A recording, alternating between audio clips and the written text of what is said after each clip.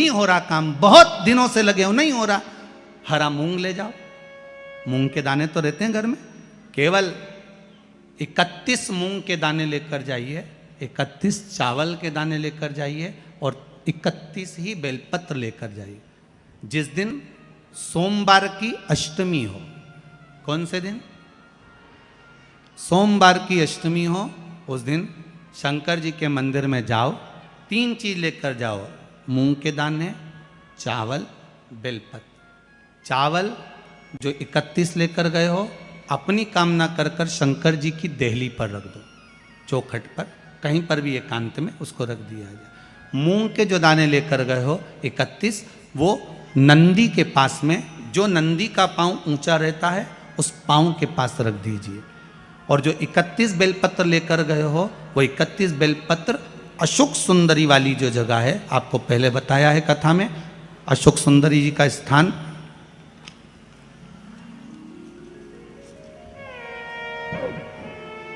ये शिवलिंग, ये जलाधारी जहाँ से पानी बहता है, उसके बीच में एक मोटी सी लाइन होती है, जो शंकर भगवान की छोटी लड़की अशोक सुंदरी का स्थान है।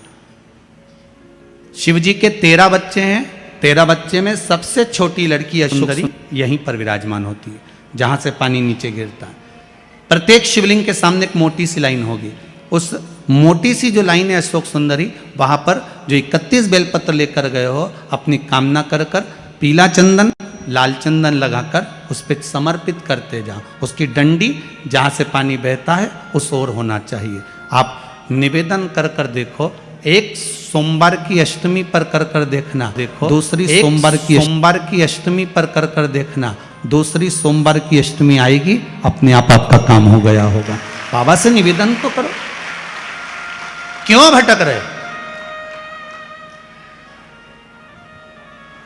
भोला सब दुख काटो,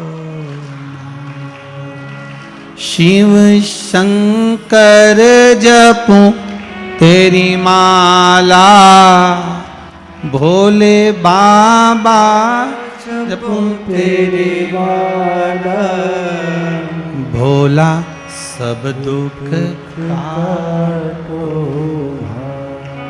ओ भोला सब दुख काटो।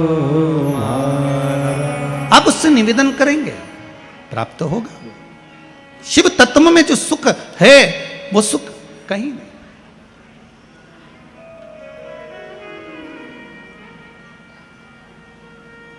एक मात्र शिव मंदिर में झाड़ू लगा रही हैं अहिल्याबाई,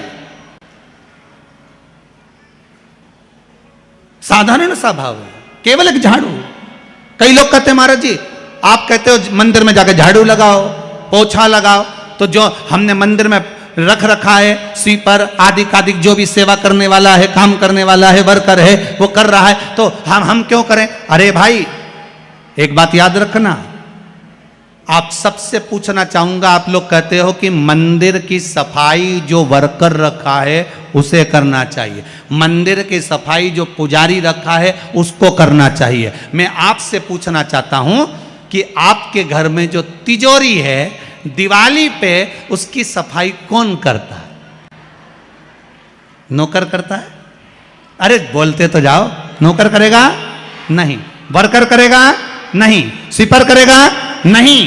तिजोरी की सफाई कोई दूसरा नहीं करता, तिजोरी की सफाई हमें करना होती है। उसी तरह मंदिर की सफाई ना पुजारी करे ना कोई वर्कर करे, जो दर्शन करने जाए वो करे, क्योंकि ये तिजोरी है हमारी, ये तिजोरी है हमारी, यहां से हमें मिलता है, ये मेरा देव अधिदेव महादेव देता है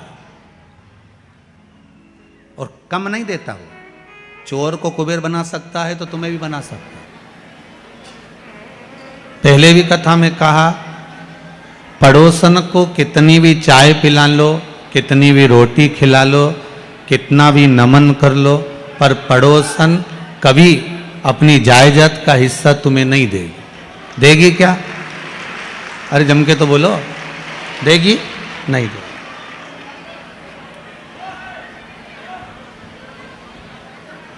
अगर पड़ोसन अपनी जायदाद का हिस्सा तुमको नहीं दे रही है तो तुम चाय भले पिलाओ, मना नहीं, अतिथि देवो भव। कोई दिक्कत वाली बात नहीं, चाय पिलाना चाहिए, कोई आए तो अतिथि का सम्मान तो करना चाहिए, आदर तो करो।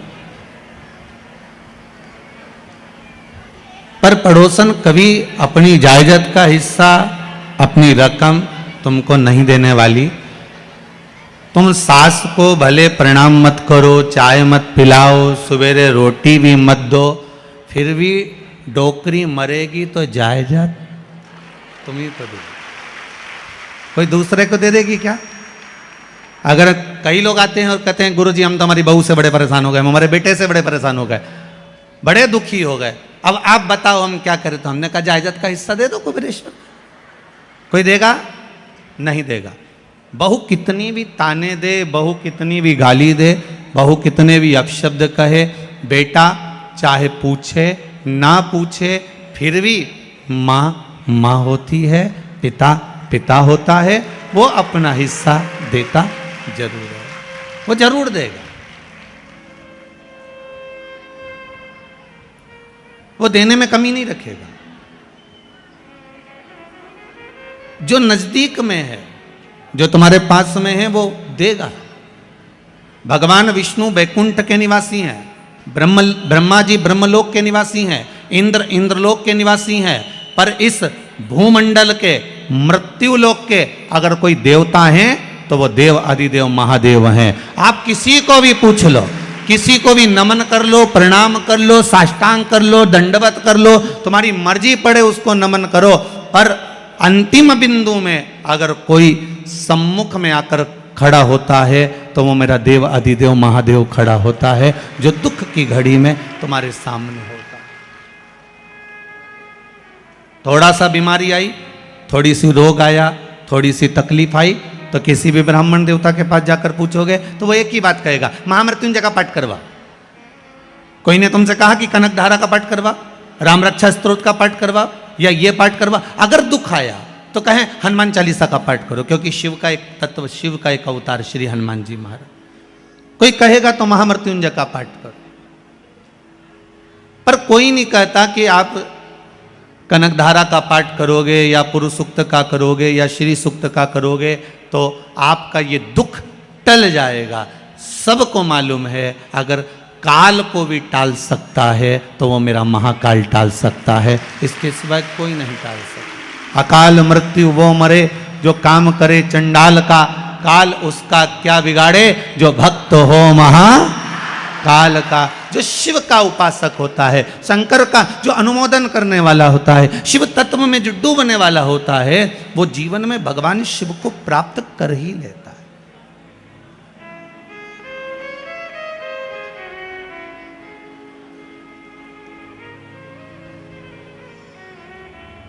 एक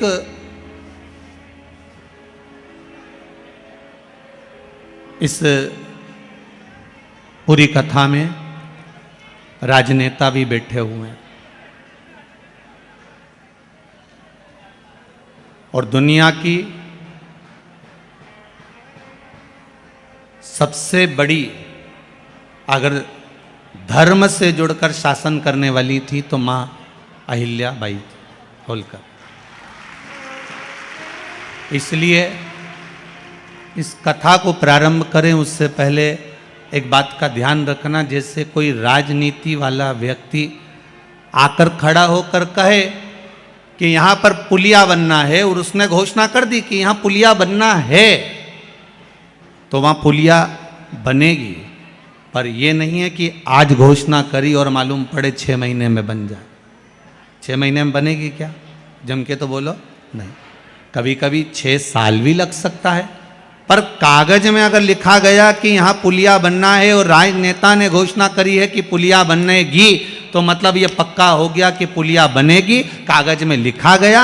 अब भले राजनेता कितने भी चेंज हो जाएं, कितने भी बदल जाएं, कुर्सी पर बैठने वाले कितने भी बदल जाएं, पर अगर कागज पर लिखा गया कि पुलिया बनेगी मतलब वो बनेगी। उसी तरह कई लोग कहते हैं महाराज जी शिव महापुराण सुनने से होता क्या है, क्या होता है, शंकर की कथा सुनने से क्या होता है। बस उसी तरह है जैसे एक राजनेता ने कह दिया पुलिया बनेगी, कागज पे लिखा गई, वो बनेगी चाहे कितने ही बदल जाओ पर बन के मानेगी। उसी तरह शिव महापुराण की कथा एक बार इस हृदय पर लिखा गई मतलब शंकर मिलेगा, वो कभी भी मिले पर मिलकर ही रहेगा। वो लिखा गया कि शिव तुम्हारा हो गया, तुम शंकर के हो गए, अब वो मिलकर मानेगा। बस उसको पाने का तरीका है, उसको प्राप्त करने का एक तरीका है। हम शिव को कैसे रिझाएं, हम शंकर को कैसे मनाएं, उसको पाने का एक तरीका है। एक लोटा पानी शिव जी के मंदिर में लेकर जाइए, शंकर को समर्पित कर कर आइए। आप वो भी नहीं कर सकते, शिव मंदिर के दरवाजे की चौखट के सामने से निकल कर चले जाइए, शंकर मिल जाए, मेरा शंभु मेरा ओघड़दानी प्राप्त हो जाए। आप वो भी नहीं कर सकते तो शंकर जी के मंदिर के दरवाजे से निकलते हुए शिखर का दर्शन करते हुए चले जाइए। शिखर दर्शनम सर्व पाप नाशनम, शंकर भगवान के शिखर का दर्शन भी सभी पापों को नष्ट कर देता है, सभी पापों। आप इतना भी नहीं कर सकते तो मुख से 3 बार बम बम बोल लिया, उसमें भी शिव मिल जाते हैं।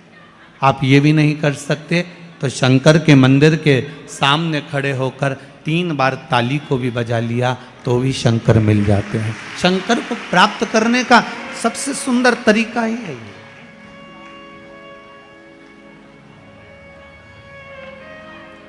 आप भगवान को कैसे रिझा रहे हो?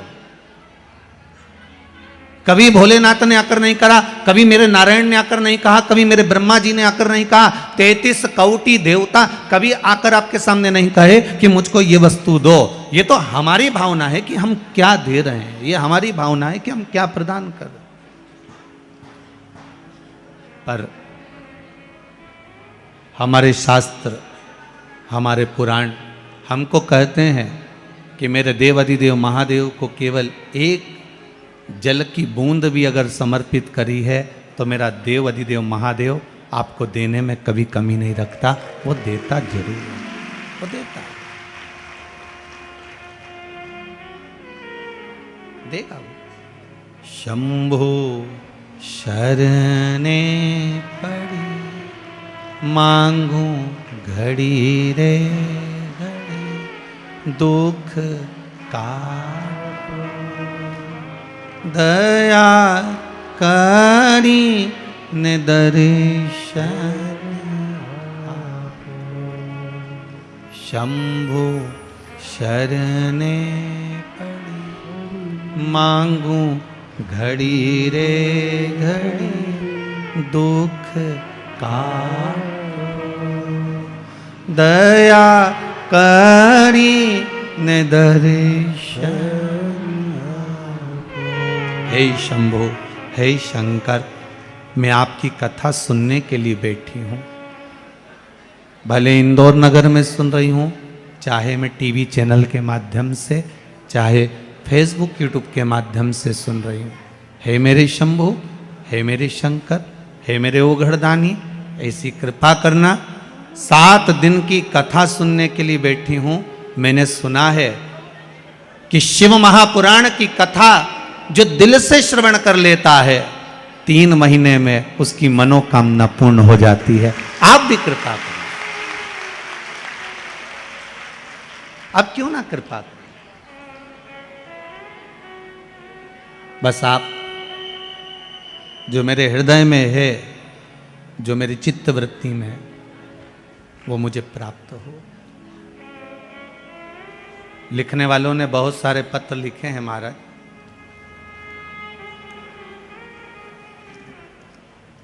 बहुत सी चीजें आपने लिखकर भेजी है गुरुदेव।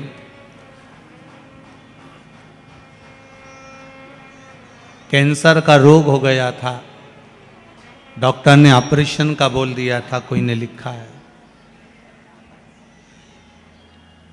पर गुरुदेव केवल शंकर पर विश्वास रखा, शिव महापुराण की कथा को हम कभी कुबेरेश्वर नहीं आए, पर कथा हमने टीवी के माध्यम से सुनी और जो उपाय शिव महापुराण के बताए गए वो करा। डॉक्टर ने कह दिया अब ऑपरेशन की जरूरत नहीं है, पत्र में लिखा। आपका विश्वास, आपका भरोसा, आपकी दृढ़ता। और हम तो आपसे कहेंगे आप सब केवल कथा सुनने के लिए नहीं आए हो, यहां से शंकर जी का एक विश्वास लेकर, शंकर का कंकर इस मन में लेकर, शिव रूपी तत्व को अपने भीतर लेकर हमें अपने घर जाना है और शंकर से ये निवेदन कर कर जाना है मेरे बाबा से कि बाबा ऐसी कृपा करो, ऐसी करुणा करो, जैसे आज श्री मेंदोला जी की मित्र मंडली कथा करा रही है, उसी तरह एक दिन हम भी इस शिव महापुराण की कथा को अवश्य करें। इतना वैभव, इतना धन, इतनी दौलत, इतनी संपदा, इतना सत्ता और इतनी शक्ति, इतनी भक्ति हमें अवश्य प्रदान करो। उससे निवेदन करो।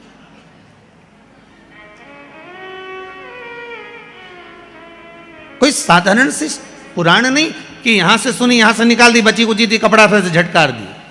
घर पहुंचे तो घर के लोगों ने पूछा क्या लेकर आई हो कथा में से, मालूम पड़ा पूड़ी और सब्जी निकाल के दे दी, ये लो। प्रसाद निकाल कर दे दिया। घर के लोगों ने पूछा क्या लाई, ये प्रसाद। प्रसाद शिव महापुराण का सबसे मूल प्रसाद है शंकर की कथा, और शिव महापुराण का मूल प्रसाद है ये एक शिव की बेलपत्र। शंकर का सबसे मूल प्रसाद है वो बेलपत्र। अब इस बेलपत्र को पहचानना और इस बेलपत्र को स्वीकार करना, इस बेलपत्र को ग्रहण करना, ये आपके ऊपर।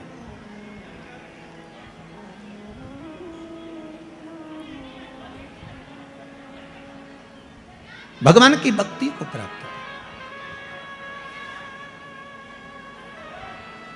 कोई कहता है कि मेरे साथ में 50 लोग हैं, कोई कहता है मेरे साथ में 100 लोग हैं, कोई कहता है मेरे साथ में 40 लोग हैं, पर शिव महापुराण की कथा कहती है कि आपका समय है इसलिए आपके साथ 40 लोग हैं, आपका समय है इसलिए आपके साथ में 50 लोग हैं, आपका समय है इसलिए आपके साथ में 100 लोग हैं। पर अगर शिव तत्व कहता है, शंकर की कथा कहती है आपके समय के साथ दुनिया के लोग हैं, पर आपके साथ तो केवल देव अधिदेव महादेव है, वो आखिरी तक है, उसके सिवाय कोई नहीं, अंतिम तक। कितना सजा धजा कर लेकर जाते हैं आखिरी में, और बोलते हुए लेकर जाते हैं क्या, जम के बोलो जरा राम नाम, जरा अच्छे से तो बोलो, इतना जोरदार नाम है राम नाम सत्य है। कितने प्रेम से लेकर जाते हैं, पर बोलने वाले ही बोल पाते हैं। वो तो कथा में हम आपसे इसलिए बुलवा रहे हैं कि अपन मर जाएंगे, दूसरे बोलेंगे, अपन कब बोलेंगे, इसलिए अपन बोलते हुए चल रहा है कि उसको थोड़ा सा स्वीकार करते हुए चले, उसमें कोई दिक्कत वाली बात नहीं।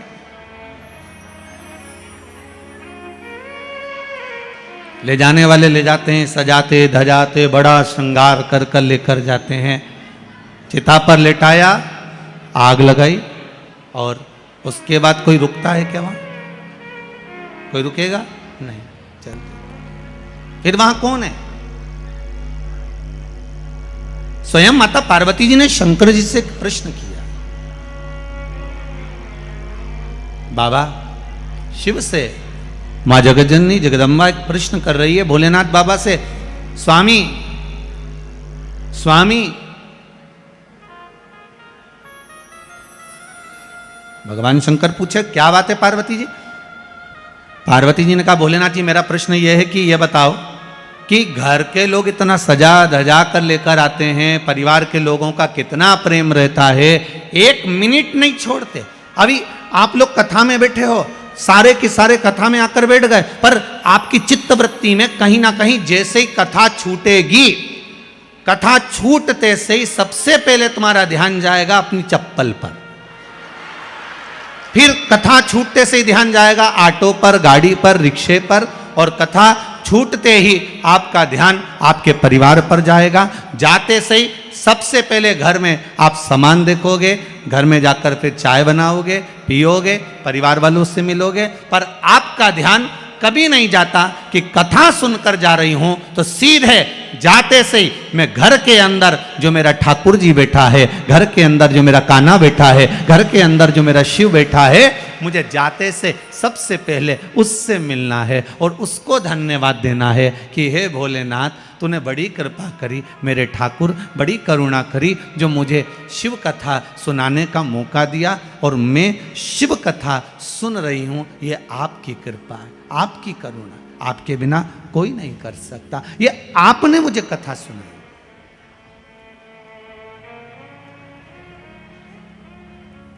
शिव महापुराण का यजमान कौन है? शंकर पार्वती। वक्ता कौन है? शंकर भगवान। श्रोता कौन है? शिव। यहां तो बांचने वाला भी शंकर है, यहां कथा करवाने वाला भी शंकर है, यहां कथा सुनने वाला भी शंकर है। ये उसी में का जैसे मेरा सब काम राम कर रहे हैं और हम राम के बल पर आराम कर रहे हैं, इससे ज्यादा हम कुछ नहीं कर रहे। हम परमात्मा को बुलाने का केवल एक काम कर रहे हैं कि भगवान हमको कैसे भी प्राप्त हो जाए, मेरा शिव, मेरा ओघड़दानी, मेरा शंकर कैसे भी मिल जाए।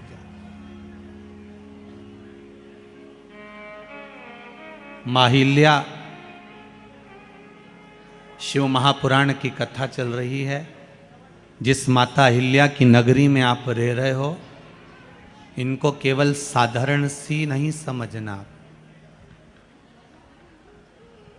बहुत साधारण से परिवार में रही है माँ अहिल्या, बहुत साधारण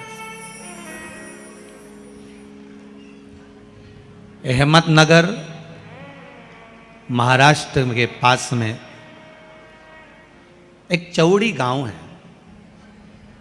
उस गांव में माता अहिल्या का जन्म 31 मई 1725 ईस्वी में हुआ। जिनके पिताजी थे मनकोजी शिंदे,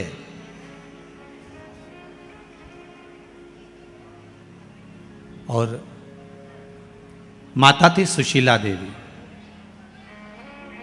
कहते हैं सुशीला देवी, माता अहिल्या की जो माता जी थी, सुशीला देवी के गर्भ से संतान नहीं थी। फिर मनकोजी शिंदे एक साधारण से परिवार में रहते थे और बड़े प्रेम से शिव की आराधना करते थे। आज भी चौड़ी गांव में एक शिव मंदिर है जिसकी आराधना स्वयं मनकोजी शिंदे किया करते थे। पूरी दुनिया में किसी भी माता के मंदिर में जाना, किसी भी अन्य मूर्ति का दर्शन करना, किसी भी चौराहे पर जाकर राजनेता का दर्शन करना, किसी की मूर्ति लगी हो उसका दर्शन करना, पूरी भारत की भूमि पर घूम आना, चाहे बड़े से बड़े संत का दर्शन करना, चाहे बड़े से बड़े साधु जन का दर्शन करना, बड़े से बड़े सन्यासी का दर्शन करना, तुम्हारी मर्जी पड़े जिस राजनेता का दर्शन करना, जिस जगह पर जाकर दर्शन करना, चौराहे पर, मंदिर में, देवालय में, जहां जाकर दर्शन करना। पूरी भारत की भूमि पर केवल एक राजमाता थी, जो थी माता अहिल्या। केवल एक, जिनके हाथ में कोई दूसरा कुछ भी नहीं था, ना पेन था, ना कागज था, ना कोई इशारा था, ना कोई जाने की राह थी। केवल एक चीज थी उनके हाथ में, उनके हाथ में देव अधिदेव महादेव का शिवलिंग था, केवल एक। और आप तो राजवाड़ा के करीब में रहते हो, कभी राजवाड़ा में जाकर वहां पर पुराने अगर कागज मिल जाएं तो उस कागज पर पढ़िएगा। उस कागज पर कभी भी मां अहिल्या शिंदे का आदेश, मां अहिल्या होलकर का आदेश नहीं है। उस कागज पर आप पढ़ेंगे, अगर जाकर राजवाड़ा के क्षेत्र में आप जाकर कभी पुरातत्व में जाकर पढ़ेंगे तो उस पर लिखा है शिव आदेश। वहां पर माता अहिल्या कभी नहीं लिखती थी कि मेरा आदेश, माता अहिल्या लिखती थी शिव का आदेश, क्योंकि माता अहिल्या जानती थी कि जब मुझे दुख आया है एकांत में बैठकर मैंने शिवलिंग की जब आराधना करी है तो मेरा शंकर मेरे सामने आकर कहता है, तू क्यों चिंता करती है, मैं खड़ा हूं, तू बैठ आगे। ये महाअहिल्या, ये माता अहिल्या।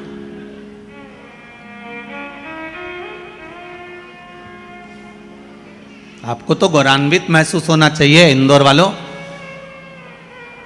सबसे ज्यादा गौरव आपको इस बात पे होना चाहिए कि मां अहिल्या की नगरी में आप रह रहे हो, आप साधारण भूमि पर नहीं रह रहे। आज भी माता अहिल्या के नाम के सामने अगर लिखा जाता है तो अखंड सौभाग्यवती मां अहिल्या लिखा जाता है। अगर उनके जो टिकट हैं या अन्य चीजें तो उस पर लिखा है अखंड सौभाग्यवती। और जरा कथा उठाकर देखो तो आपको मालूम पड़ जाएगा कि माता अहिल्या 8 वर्ष की थी जब तो शादी हो गई थी और 21 वर्ष की हुई तब विधवा हो गई। सोचने वाली बात। और उसके बाद भी लिखा है अखंड सौभाग्यवती मां अहिल्या, बोलकर अखंड सौभाग्य।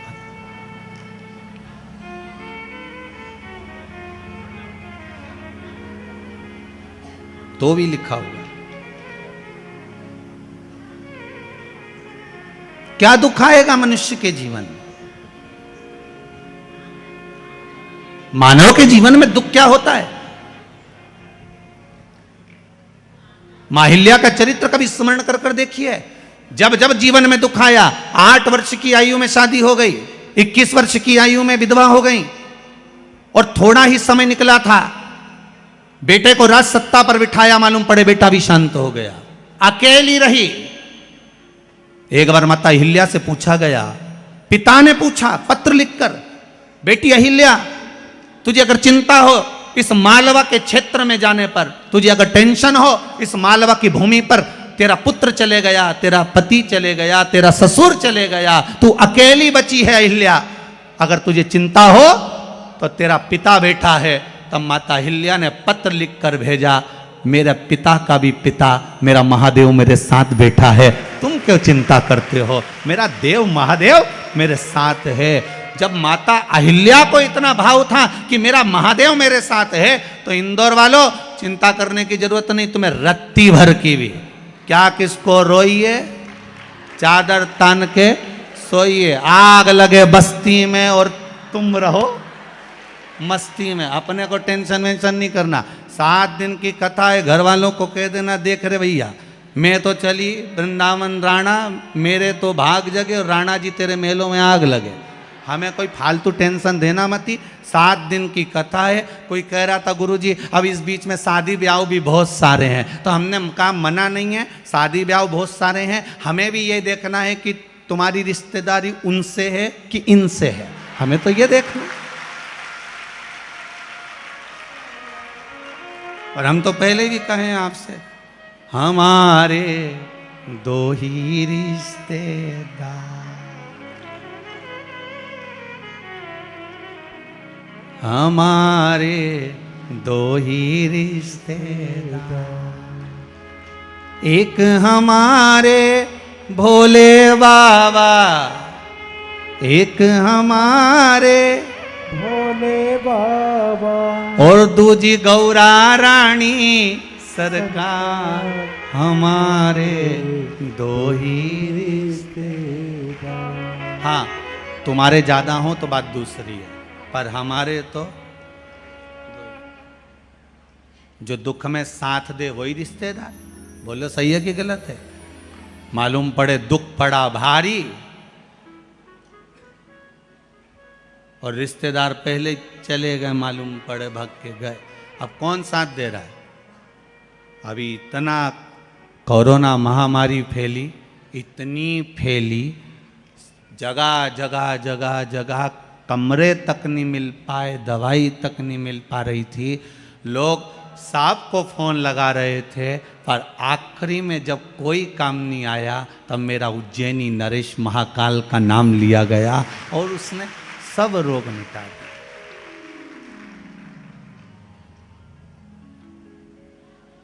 उस पे विश्वास भरोसा करो तड़ता। 4 वर्ष की, जब माता अहिल्या थी और माता अहिल्या की माता सुशीला शिंदे जी के संतान नहीं हुई, तब उन्होंने अपने पति से निवेदन करा, महाराज श्री मनकोजी शिंदे जी से निवेदन करा कि मेरे घर में संतान नहीं, और आप शिव मंदिर में जाते हो, शंकर की आराधना करते हो, शिव का स्मरण करते हो, शंकर का भजन करते हो, देखिए माता पिता के संस्कार बच्चों में कैसे आते हैं, वो दिखाया गया।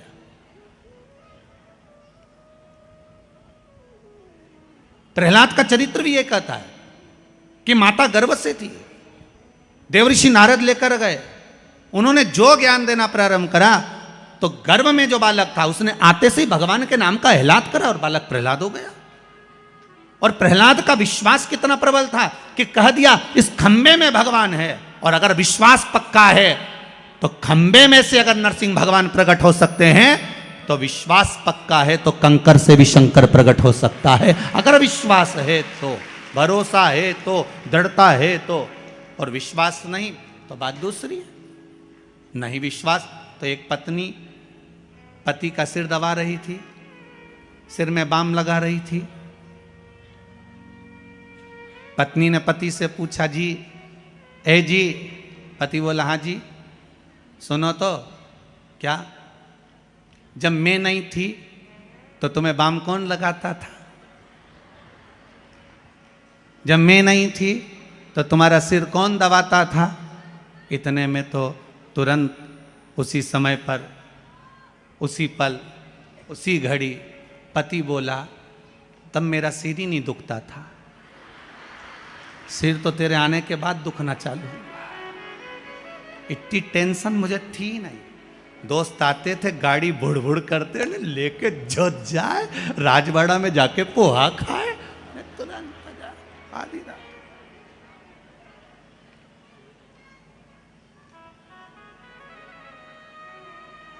अच्छा, इंदौर जैसा शहर भी नहीं होगा, यहाँ तो पोहा डे भी है, मतलब एक फेस्टिवल मनाते हैं, पोहा फेस्टिवल। हम तो क्या अपन सब मालवा के हैं रे, दाल बाफला फेस्टिवल भी बनाओ रे एक आध बार। तो यहाँ तो उत्सव है, हर चीज का आनंद है। विश्वास है तो कंकर में शंकर है, विश्वास है तो खंबे में नरसिंह भगवान है, विश्वास है तो जल में गंगा है, गंगा जल, और विश्वास नहीं तो कोई नहीं। मानो तो मैं गंगा माहूं, ना मानो तो बहता पानी। अब ये तो आपके ऊपर है, आप चाहें तो बहुत दूर जाकर भगवान को ढूंढना चाहोगे, और नहीं तो आपके ही पास में, आपके ही घर में, आपके ही करीब में, आपके ही हृदय में शिव तत्व बैठा है, शंकर विराजमान।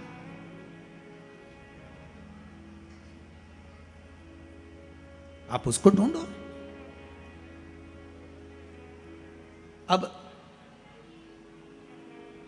माता अहिल्याबाई की माता सुशीला शिंदे जी ने कहा, गर्भ नहीं ठहरा है, बच्चे नहीं।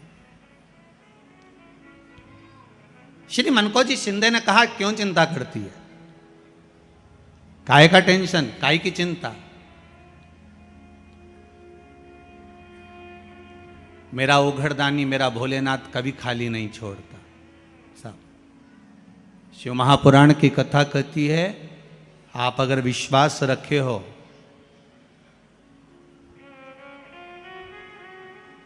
सफेद आंकड़े की जड़,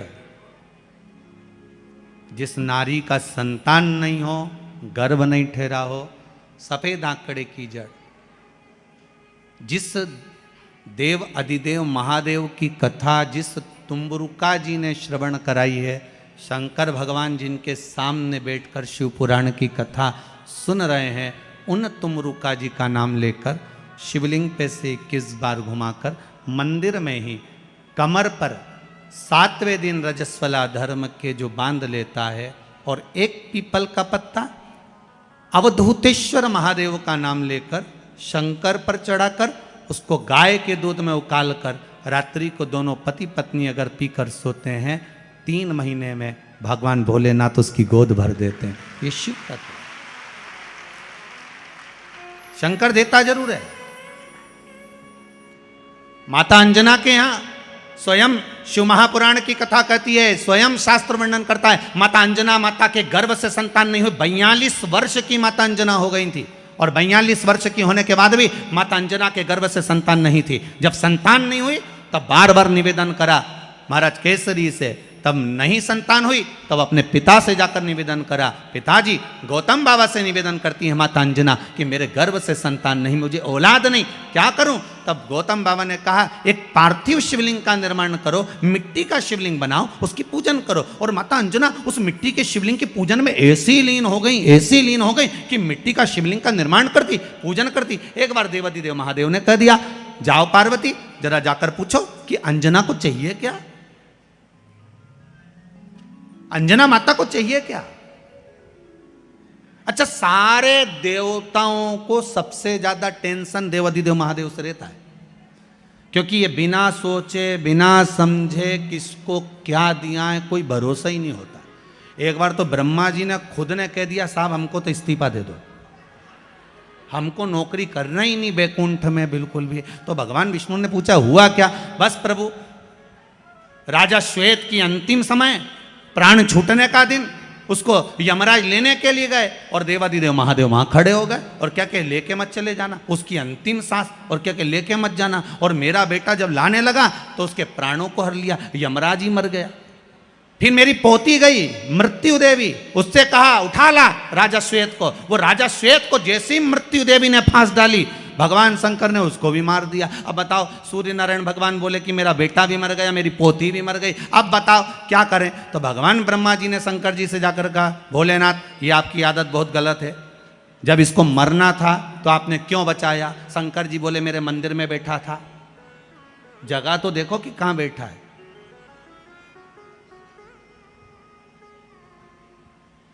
ब्रह्मा जी ने भगवान विष्णु से कहा हमको ये काम नहीं करना, आप तो हमारा इस्तीफा स्वीकार करो।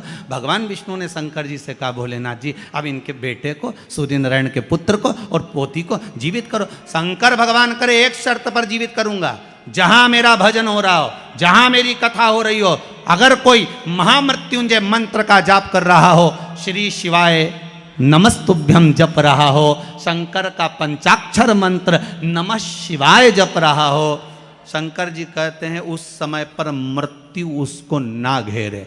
तो इतने में सूर्य नारायण भगवान कहते हैं शपथ लेता हूँ, संकल्प लेता हूँ, जहाँ आपका नाम होगा, अगर पर कोई मरने का भी समय आ गया तो पहले आपसे पूछा जाएगा उठा ले, तुम बोलोगे तो बात दूसरी है। शंकर जी बोले हम बताएंगे तो उठाना, हम बोल दें अगर ये शंकर जी का नाम जप रही है और पड़ोसन नी जप रही है तो हम इशारा कर देंगे बाजू वाली को उठा लो, तुम टेंशन मत लेना, तुम तो शिव जपो।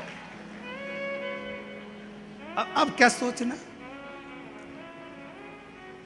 अब सोचो क्या, इसलिए शिव का धीमा बजाओ भोलानाथ डमरू, धीमा बजाओ, धीमा बजाओ भोलानाथ डमरू, धीमा बजाओ, धीमा बजाओ भोलानाथ डमरू, धीमा बजाओ, धीमा बजाओ भोलानाथ डमरू, धीमा बजाओ, धीमा बजाओ भोलानाथ डमरू, धीमा बजाओ, धीमा बजाओ भोलानाथ डमरू, धीमा बजाओ, धीमा बजाओ भोला, धीमा बजाओ, धीमा बजाओ भोला, धीमा बजाओ, धीमा बजाओ भोला, धीमा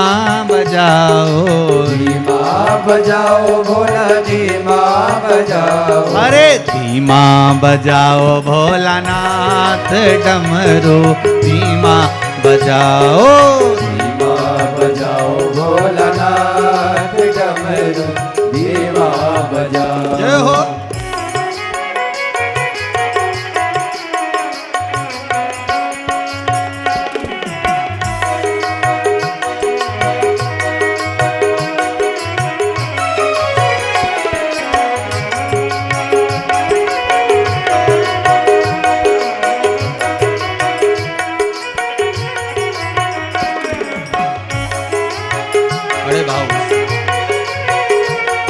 सेवा देते हुए आनंद के साथ।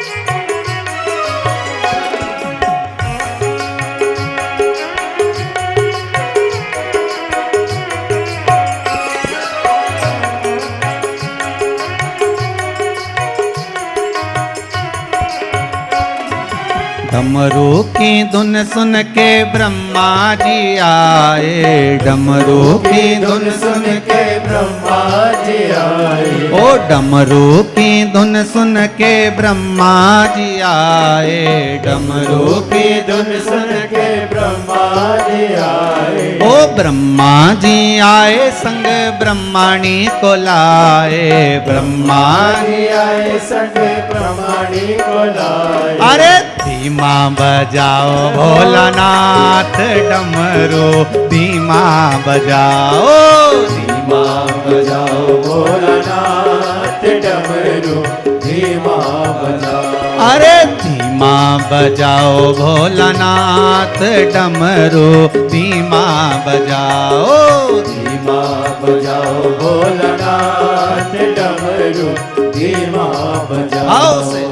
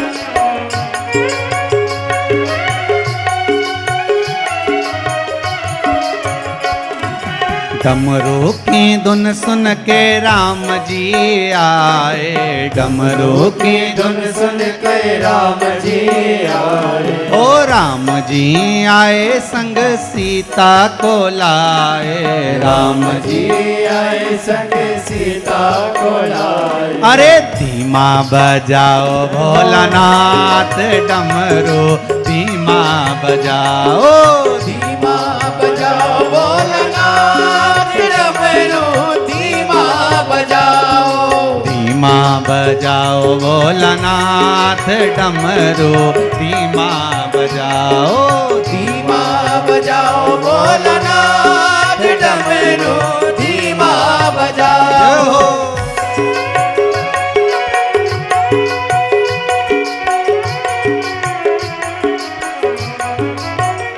शंभो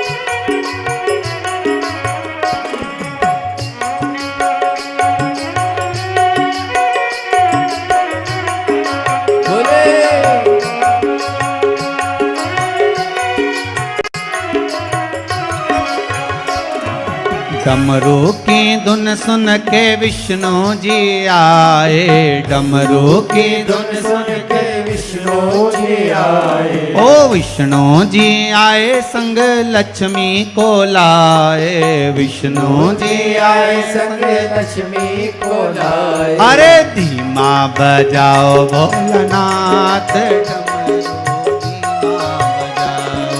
धीमा बजाओ भोलानाथ डमरू, धीमा बजाओ। अरे बजाओ भोलानाथ डमरू, धीमा बजाओ, धीमा बजाओ भोलानाथ डमरू, धीमा बजाओ।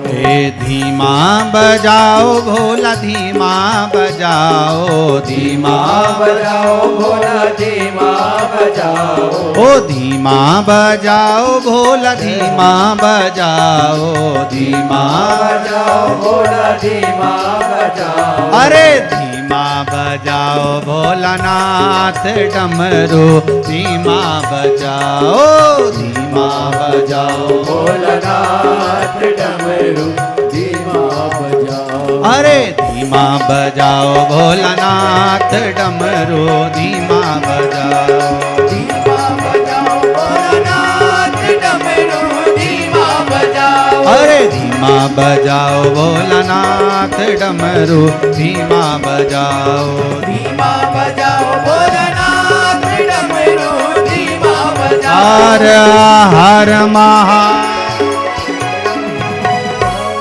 भगवान शिव से निवेदन करा है माने, और माता सुशीला जी शिंदे स्वयं मनको जी शिंदे जी से कह रही हैं कि गर्भ से संतान नहीं। महाराज स्वयं बाबा देवाधिदेव महादेव की आराधना करना, शंकर का स्मरण करना,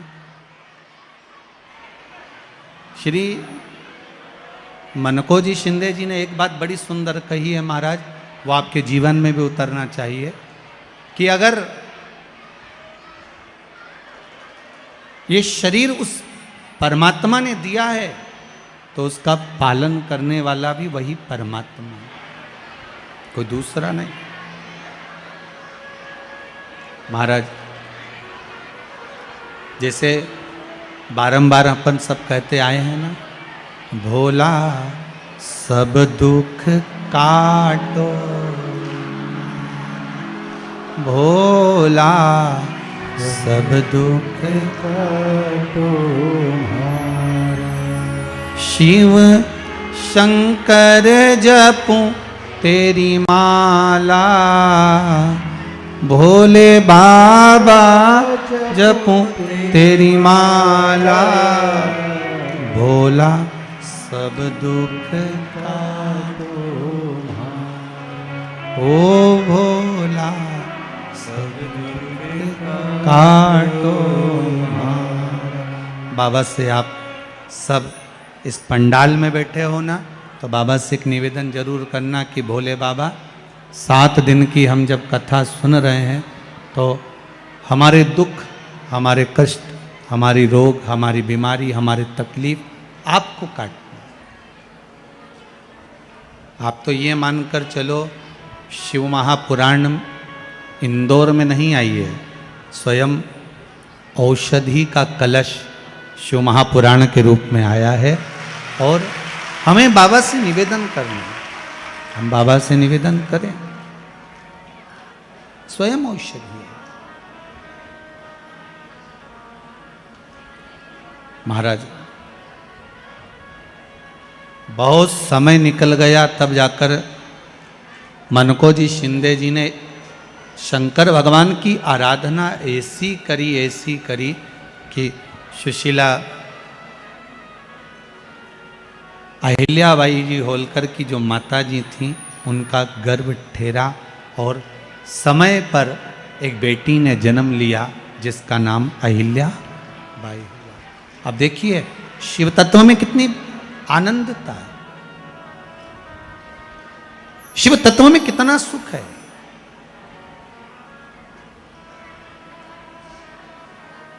शिव तत्व में कितना एक आनंद समाया हुआ है, वो देखिए।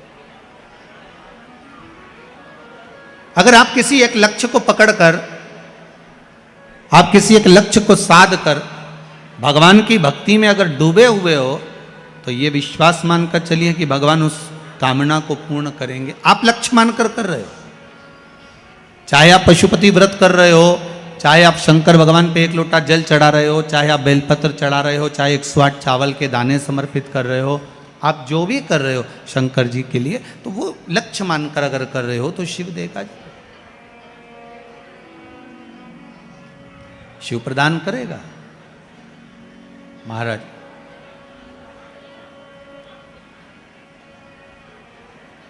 बेटी ने जन्म लिया, बेटी आई। 4 वर्ष की जब माता अहिल्या हो गई, पिताजी से माता अहिल्याबाई ने एक बार कहा, आप जिस मंदिर में जाते हो ना बाबू,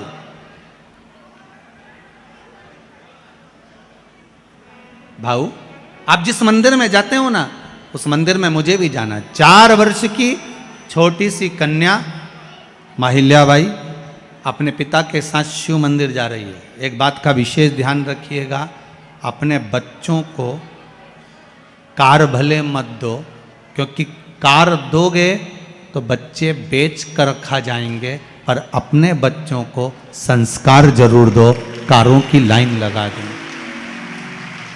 अगर संस्कार होंगे तो कारों की लाइन लगा दें, आप उनको संस्कार जरूर, कार भले मत दीजिए, पर संस्कार देने का जरूर प्रयास करिएगा कि हम अपने बच्चों को ऐसा संस्कार दें कि बच्चे मंदिर में जाकर भगवान को 1 लोटा जल चढ़ाएं या शिव मंदिर की आराधना कर रहे हैं, शंकर का मंत्र जप रहे हैं, भले कुछ नहीं करें, अगर मंदिर नहीं भी जा रहे तो कम से कम पंचाक्षर मंत्र जपें। अगर वो नहीं जप सकते तो श्री, अरे आधा क्यों बोल रहे, पहले हमारे साथ बोलो, श्री शिवाय नमस्तुभ्यम, श्री शिवाय नमस्तुभ्यम। इस मंत्र का जाप करते, मंदिर नहीं जा रहे ना तो शिव तो जप सकते हैं, भगवान का मंत्र तो जप सकते हैं, मंत्र का स्मरण तो कर सकते हैं। एक माता जी ने लिखा है,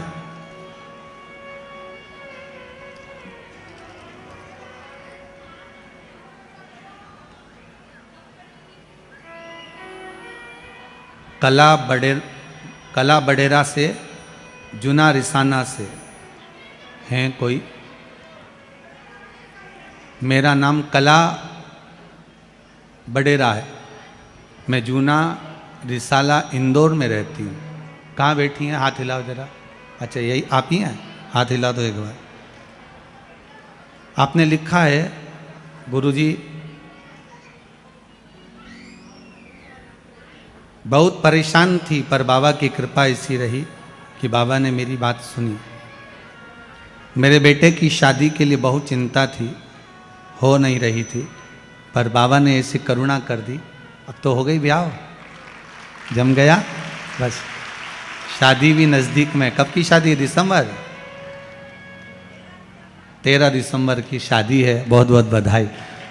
हर जगह भटकली, बैठिए विराजिए, पर कहीं बेटे का संबंध नहीं जम रहा था, पर बाबा ने ऐसी कृपा करी है, शिव महापुराण की कथा को सुनकर एक उपाय करा। वो उपाय भी इन्होंने लिखा है, कौन सा करा?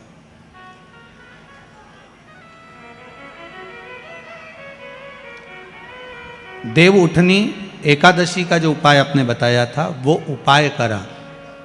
और देव उठनी तो अभी गई रे,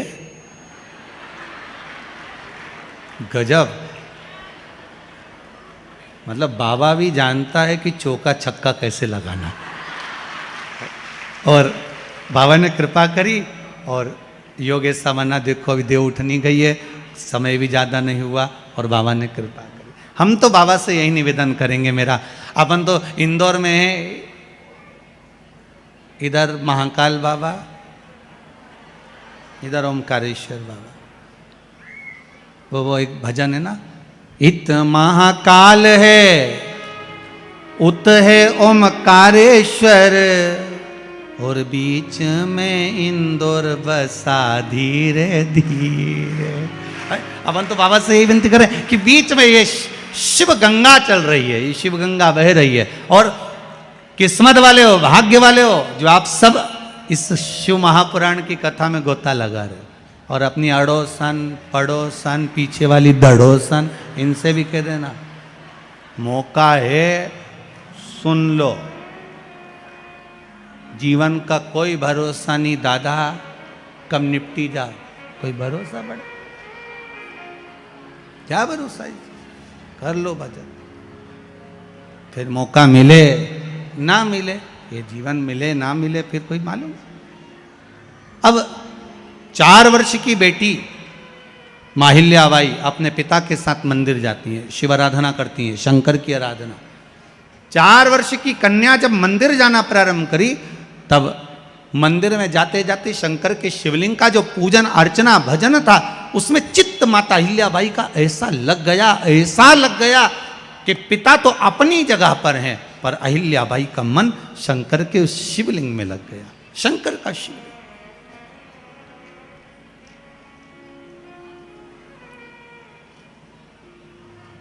किसी भी शिवलिंग को कभी हल्का मत समझना। चाहे तुम्हारे घर में विराजमान एक छोटा सा कंकर का भी शिवलिंग है, चाहे पारद का हो, पीतल का हो, स्फटिक का हो, चाहे मोती का हो, किसी शिवलिंग को कभी हल्का मत समझना। किसी शिवलिंग, किसी मंदिर में जा रहे हो, शंकर के शिवलिंग को कभी हल्का मत समझना कि ये प्राण प्रतिष्ठा अभी हुई है, या प्राण प्रतिष्ठा इस मंदिर की तो अभी हुई है, ये नया मंदिर है, ये पुराना मंदिर है। नहीं नहीं नहीं, शंकर शंकर है, शिव शिव है। मंदिर भले नया हो, पर देवादिदेव महादेव तो पुराना ही है। वो कहाँ से नया हो गया, वो तो पुराना है। भारत की भूमि पर, हम पहले भी कहे हैं, पूरी भारत की भूमि पर कहीं पर भी खुदाई कर कर देख लो, कोई मूर्ति मिले ना मिले, पर शंकर का शिवलिंग तो निकलेगा ही सही, क्योंकि इस भूमि की धरा पर शिव तत्व है, था और रहेगा। वो तो इस शिव महापुराण की कथा को लोगों ने छुपा दिया था, दबा दिया था। इसको लोग बाँचते नहीं थे, इसको लोग सामने लाते नहीं थे। हाँ, रामायण भागवत सब होती थी, गीता आदि सब हुई, पर शिव पुराण को दबा दिया, इसको छुपा दिया, इसको बताया नहीं गया। पर इसके जब उपाय, इसका जो क्रम चालू हुआ, तो कई लोग आप लोगों के बीच में भी बैठे होंगे, ऐसे कई लोग बैठे होंगे जिन्होंने पशुपति व्रत करा होगा, ऐसे कई लोग बैठे होंगे जिन्होंने शंकर के उपाय करे होंगे, और केवल एक को नहीं, ना जाने कितनों को लाभ हुआ होगा, ये शंकर ही जानता। अगर शिव पुराण के उपाय आपने नहीं करे होते, या शंकर की कथा में मन नहीं लगा होता, तो पहले दिन की कथा में इतने ढेर भरे कभी नहीं आते तुम। अगर शिव तत्व में तुम्हारा चित्त नहीं होता, तो पहले दिन की कथा में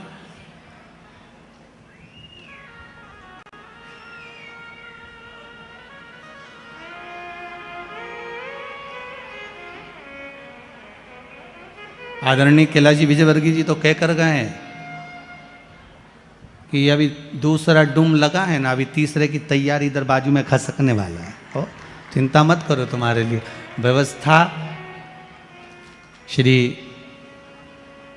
रमेश जी मेंदोला जो मित्र मंडली है, ये कोई साधारण नहीं, व्यवस्था में तत्पर है। आप पहला दिन है, सबको लगता है कि पहले दिन थोड़ा पब्लिक कम आएगी, पर अंदाजा नहीं था कि ये तो